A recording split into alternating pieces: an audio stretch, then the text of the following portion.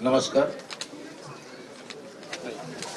महाराष्ट्र राज्याचे सन्माननीय मुख्यमंत्री श्री एकनाथजी शिंदेजी,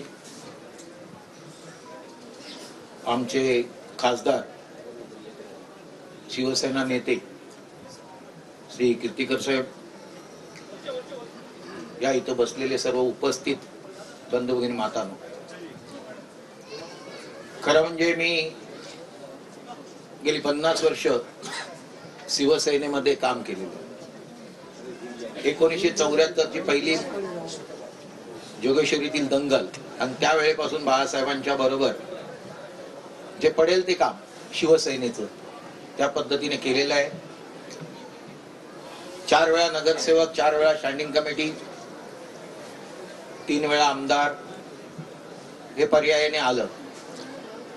परंतु आता ज्या वेळेला मी या इथं पक्षप्रवेश करतोय त्याच्या मागचं कारण वेगळं आहे। ते कारण हे आहे की गेले पहिलं तर कोविड होतं, कोविड मध्ये आपली काही कामं झाली नव्हती, परंतु आता जी काही कामं आहेत प्रामुख्याने आरेच्या बाबतीमध्ये पाहाल तर 173 कोटी मला आरेतल्या 45 किलोमीटर रस्त्यासाठी पाहिजे।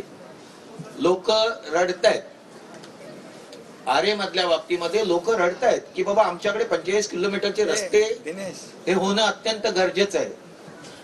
त्याच पद्धतीने रॉयल पाम सारख्या एरियामध्ये आतापर्यंत पाण्याची व्यवस्था परिपूर्ण नाही आहे आणि अशा वेळेला धोरणात्मक निर्णय हे लोकांसाठी बदलणं हे प्रामुख्याने महत्वाचं असतं आणि असे जर धोरणात्मक निर्णय जर बदलले नाही तर तिथल्या लोकांना, जनतेला आपण न्याय देऊ शकत नाही।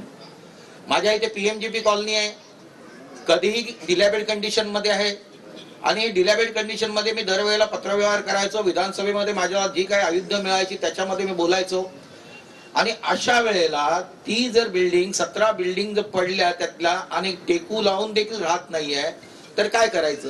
तर तो एक सर्वात मोठा प्रश्न आहे। सर्वोदय नगरचा माझा एक प्रश्न आहे, तो म्हाडा तिथली लोक यांच्यामधला आहे। माझ्या इथे एनडी झोन आहेत, एनडी झोन मध्ये म्हणजे शिवटेकडी वगैरे अशा त्या एरिया आहे, ते दुर्गानगर पर्यंत त्यांचं डेव्हलपमेंट करणं, गुंफेच्या बाजूच्या लोकांचा प्रयत्न करणं आणि हे निर्णय, धोरणात्मक निर्णय हे सत्तेत असल्याशिवाय होऊ शकत नाहीये प्रामुख्याने।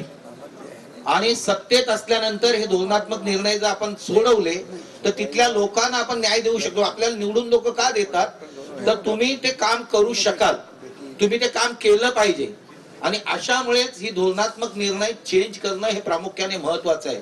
आणि पाहिलं की देशात मध्ये आता मोदी साहेबांची सत्ता आहे आणि या सत्तेमध्ये ते देशाचा कारभार चांगल्या तऱ्हेने करत आहेत। इथं मुख्यमंत्री म्हणून एकनाथजी विधानसभेमध्ये वेगवेगळे निर्णय तातडीने घेत आहेत आणि मला ती खात्री आहे की इथलं माझं निर्णय मी आता हे घेऊनच आलेलो आहे, यासाठी एक ओएसडी नेमावं किंवा लगेच ते कामं, मला तर आरेच्या बाबतीमध्ये आणि ते डिलॅबेड कंडिशन मधल्या असल्या बिल्डिंग मध्ये, सर्वोदय नगरच्या बाबतीमध्ये हे सर्व प्रश्न सोडवण्यासाठी प्रामुख्याने मी इथे आलेलो आहे आणि हे प्रश्न जर सोडवले नाही तर मी लोकांसमोर जाऊ शकत नाही आणि या अनुषंगाने मी इथे आलेलो आहे।